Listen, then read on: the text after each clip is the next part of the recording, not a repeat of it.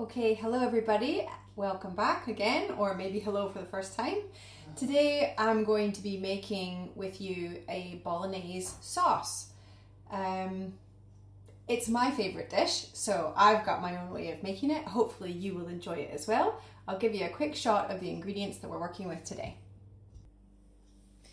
So it's worth pointing out, we've got a great big packet of mince, tinned tomatoes, a big onion, Worcestershire sauce, if you find that easier to say than me. We're going to be using garlic, and then at the end we're going to grate some Parmesan cheese over the top. This isn't essential, but it sure tastes nice. And our happy friend olive oil is also going to be showing up in the recipe today. In terms of seasonings, we're using black pepper and salt as usual, and we'll probably put in some oregano as well. So this is what we're using, and all of this ingredients I'm hoping to feed 4 people twice. So if you are just cooking yourself and you want to have it, you know, with some leftovers, maybe just cut these ingredients in half. So you'd need 500 grams instead of 750. You'd only need 2 tins of tomatoes and half an onion, say, instead. But yeah, we'll talk you through that as you go. But this is what we'd need. I'm going to be feeding 4 people twice, so 8 portions of really hearty, delicious, rich Bolognese. So as per usual with most of the pasta sauces that we make together, the first thing we're going to do is get a big pot on the stove on a medium heat and put some olive oil in that pot, and then we're going to chop up our garlic and our onion and get them sizzling in the oil. So go ahead and get your chopping board ready, and so will I. Okay, so I've cleared my chopping board, I've got a nice space ready to work. I'm going to put a drizzle of olive oil in the pot. Again, just so that it can cover the base of whatever pot you're working with. And then we are going to take the garlic and take the skin off, chop it up really small, put it in the olive oil. Okay? So if you've got a really big clove of garlic like this, sometimes getting the skin off can be really fiddly.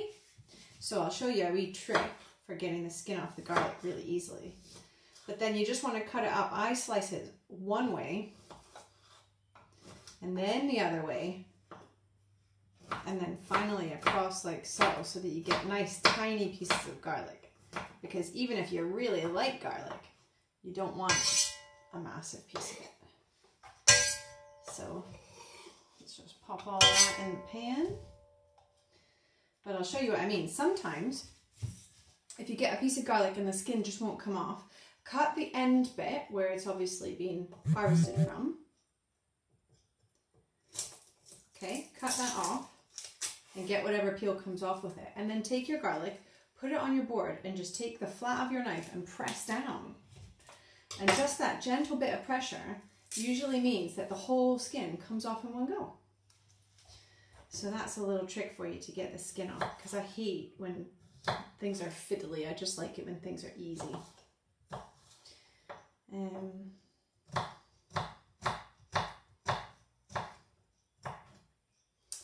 we go. And we're going to do the same with the onion. Now I'm using a massive onion, again, because as I said, I'm cooking for a lot of people and I want to make it last 2 nights. It doesn't really matter how big your onion is. I guess what matters more is how much you like onion. But yeah, if you were cooking for a smaller amount of people, you'd maybe only, you know, if you're halving the recipe, half the onion. If you're quartering the recipe, quarter the onion. It sounds pretty obvious.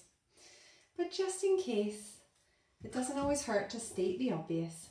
So I'm going to chop up the onion. I'm going to chuck it all in the pot. Why don't you do the same, and we'll catch up in just a minute. Oh, isn't it funny how some onions can just make you cry? That was obviously a good one. Feeling about, oh, so it's good to, it's particularly if you've got a pungent, strong onion, it's good to get it in the pot, get it moving around that oil and frying off so that it doesn't make life seem so hard. I'm going to put the lid on that because that is a strong one. And then once we've got the onion and the garlic in the pot, the next thing I'm going to do is just get the mince into the pot as well. Now, again, today I'm using beef steak mince because that's what I had in the freezer. But actually, when I'm doing a bolognese, I quite like to get mince that's kind of half beef, half pork, because the pork with the Italian flavors and just a little bit more fat in the meat really gives it an amazing flavor. So I'm using this because it's what we have in the house, but if it was an ideal world, I'd get a mince that had a little bit of pork in it. But this will still taste really good when we're all said and done. And I'm using 750 grams of mince. But again, if you are wanting to make less, then that's absolutely fine. So I put the mince straight in with the onions and the garlic. They don't have to worry about them softening up or whatever because the meat is raw. So again, the flavour of the garlic and the onions is just going to mix in with the lovely flavour from the meat cooking off in the oil. So you put the mince in the pot, and you can see I'm just using my spoon, if you had a spatula, even better, to break up the mince. I'm cutting it into lots of tiny little rolls so that it's not going to be left in big clumps. And it just sort of breaks it down into its little strands and gets all of the onion and the garlic worked in with the meat. Okay? Now you don't want your pot to be on too high of a heat, otherwise you'll burn your mince. So just have it on a medium heat so you can hear I've got a nice sizzle happening here, and it's going to cook off the mince that's in the pot. Man, that onion is like, it's really getting me. Whew. So I'm going to put the lid back on this just till the onion cooks through a bit more so I can stop crying on tape. And then we will, once your meat is a little bit more brown, we can look at our next steps on this really simple recipe. Great, welcome back. Whew, so that's a little bit better. I had to go and get some air. The main thing to make sure you do is keep stirring your mince so that it doesn't kind of cook in big chunks as it would like to do with the raw meat strands kind of clinging to each other as it changes into a more solid shape. So just keep cooking it around so that you get nice small bits, and if you see any big lumps of mince, just chop them up like that so that you get nice small pieces there. And it's now time to add your seasoning. So salt and pepper straight onto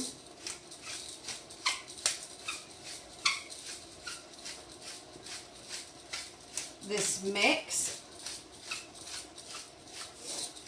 And again, this is to taste, so whatever you like. I was just waiting for a peppercorn to fall down there so that it would actually grind. There we go.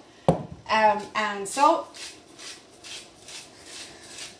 If you've watched any of my other videos, you won't expect this to be over anytime soon. I like to add a little bit more salt to pasta dishes that are tomato based because tomatoes are so naturally sweet, and I like a really nice savoury taste to my dish. So that's why I'm a little bit heavy on the salt when it comes to tomato dishes. But we'll stir that in, and we're also going to add the oregano at this stage. So this is about half a jar that I'm just going to sweep in because I know I like this flavour on my pasta. And then I'm just going to stir that in through the meat again so that these seasonings are all going straight onto the meat and the vegetables. And then when we put in the tomatoes in a minute, they'll really flavour that sauce, okay? So this is going straight onto the meat with the oil and the garlic and the onions, and you'll smell it instantly. It smells great already. So that's going to be you're making the main fragrance of your sauce.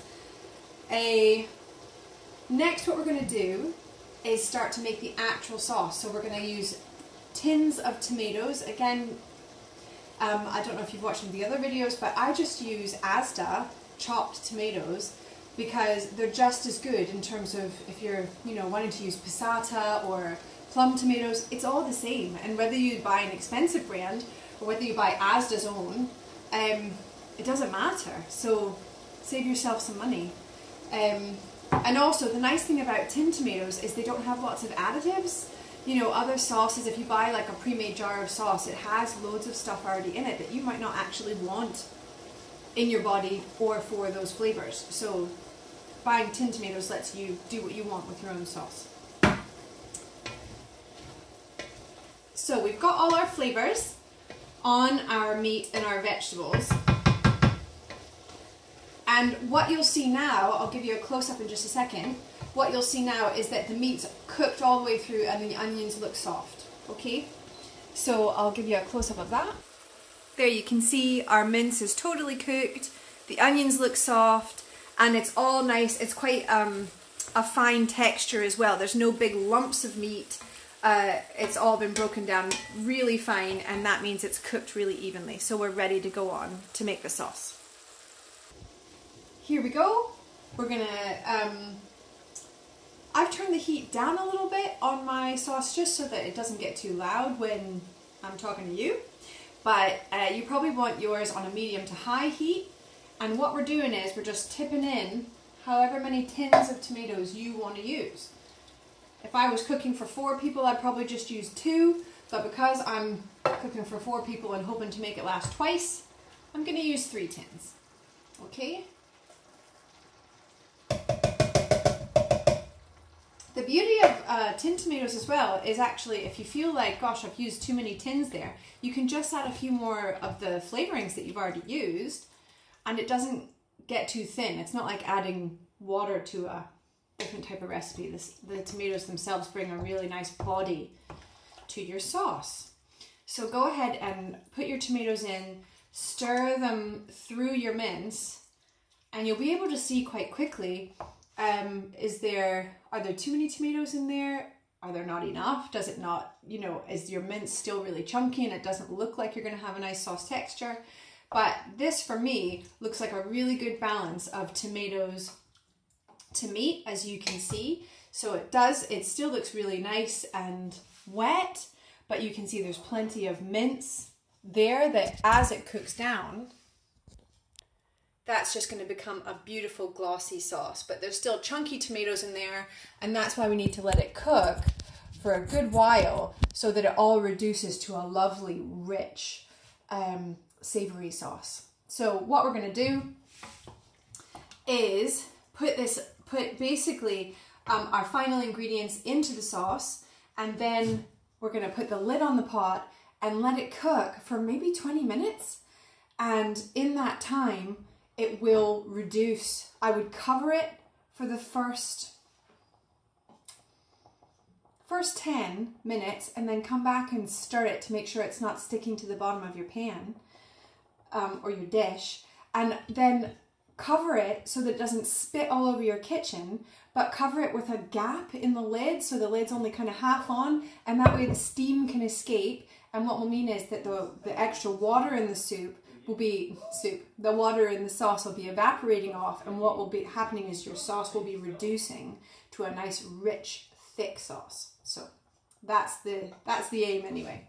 So the final thing we're going to put in is the Leon and Perrins Worcestershire sauce. It's just one of the British words I can't say. And I'm probably putting in like 2 tablespoons of this. It depends on whether you like the flavor, but man, it really gives it kind of a zing or an acidity that again cuts through the sweetness of the tomatoes. So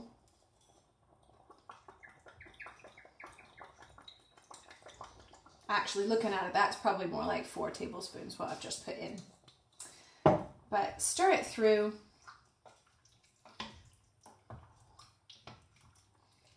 And it really works with the flavor of the beef in the sauce. It just gives it a really nice, rich, savory, but zingy acidity that cuts through the sweetness of the tomatoes and just makes it a more balanced sauce.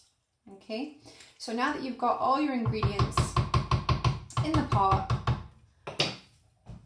slap a lid on this dish, leave it for 10 minutes just to really get hot. I would put it on a, you know, my setting's out of 9 and I'm going to leave it on 6 with the lid on. Okay, so over to you, put the lid on your sauce and we'll check back in about 10 minutes to give it a stir. All right, see you soon.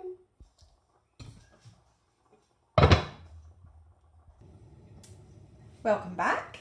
That was a fast 10 minutes and the pot is really hot. There's steam coming out of it even though the lid is on. So I'm going to take the lid off and set it to the side, and what you'll have is a really hot bubbling sauce. So just be careful when you're stirring it, because a lot of the liquid will have come up to the top as it boils off. So just be careful as you're stirring it. It's going to spit and you don't want to get it on your beautiful clothes.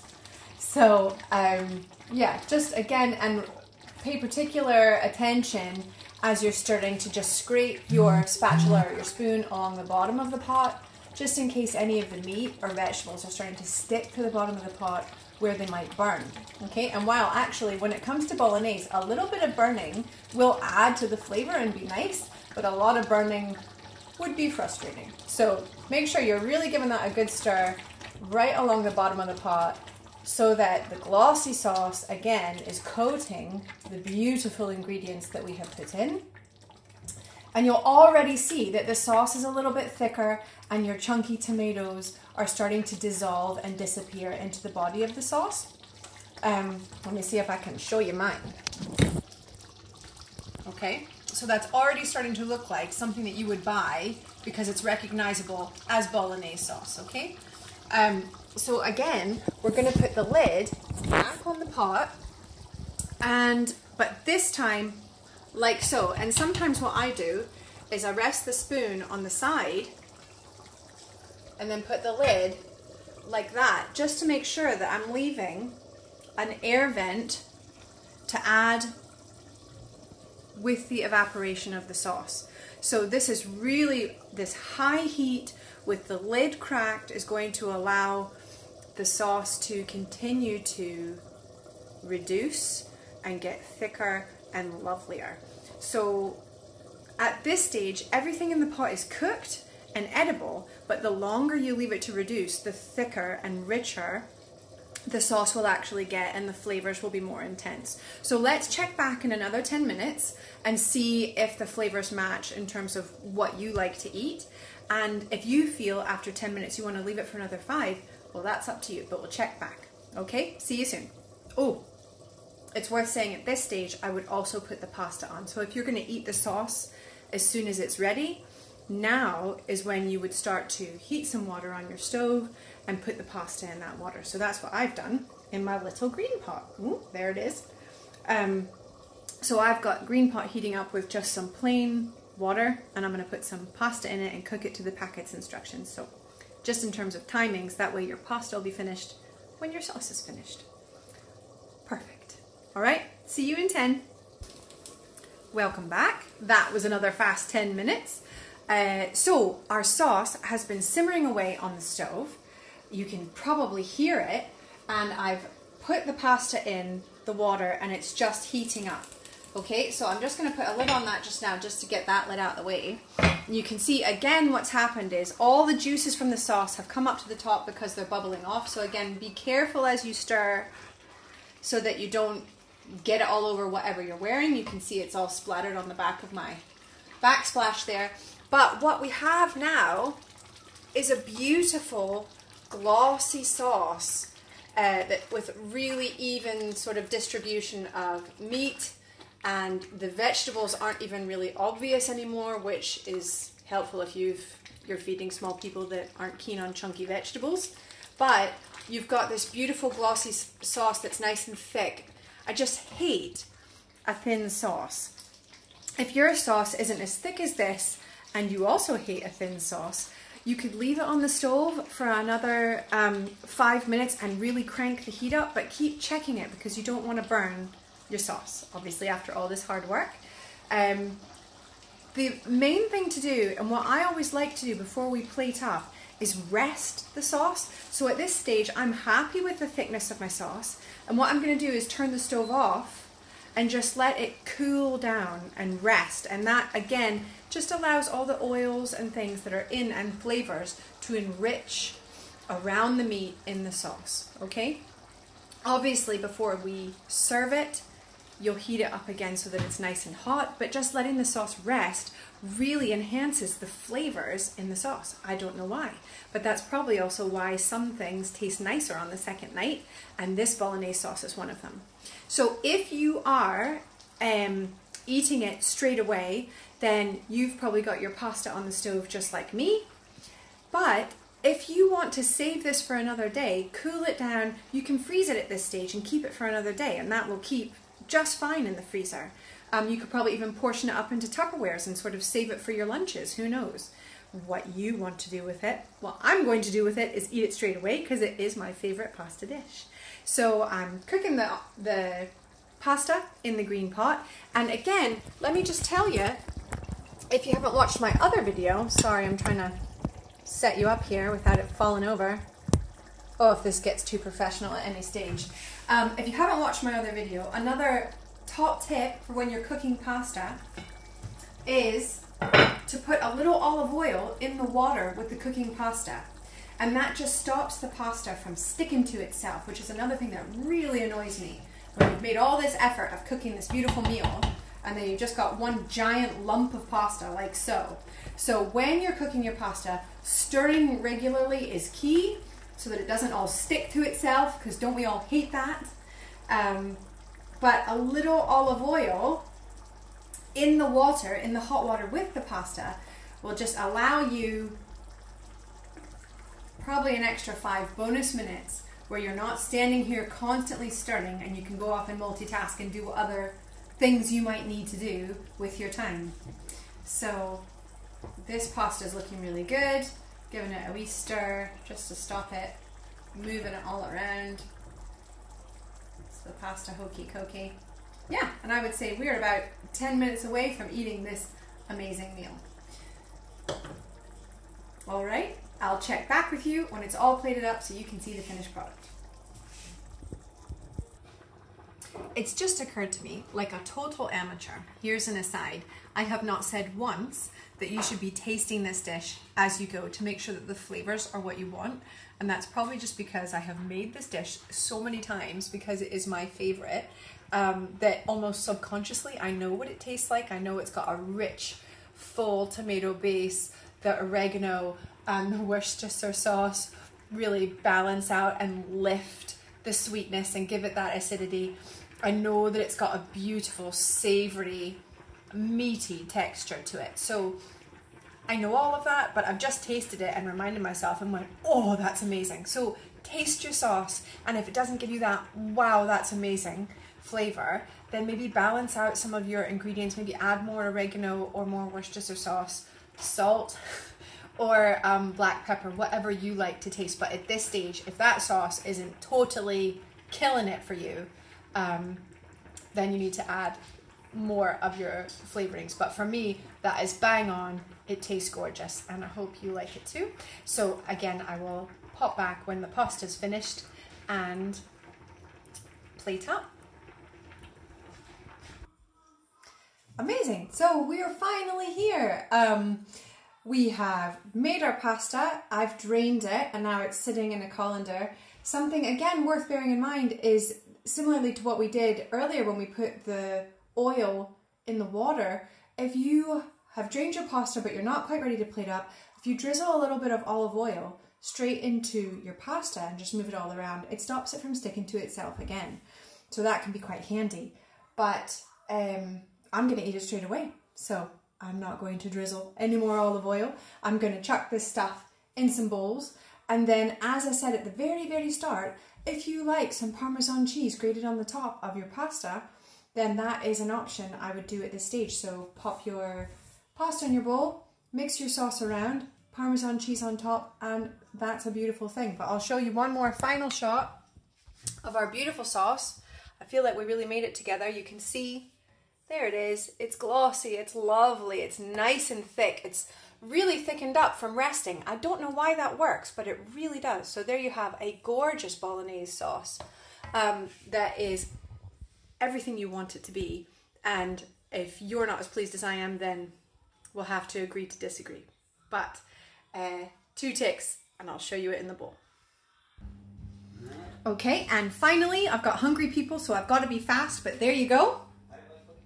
Bolognese with a little Parmesan cheese on top. I've got 2 other bowls that I need to plate up because they're hungry. Okay, I hope you've enjoyed it. I hope you really enjoy your pasta, and I'll maybe see you again for some future recipes. All right, see you later.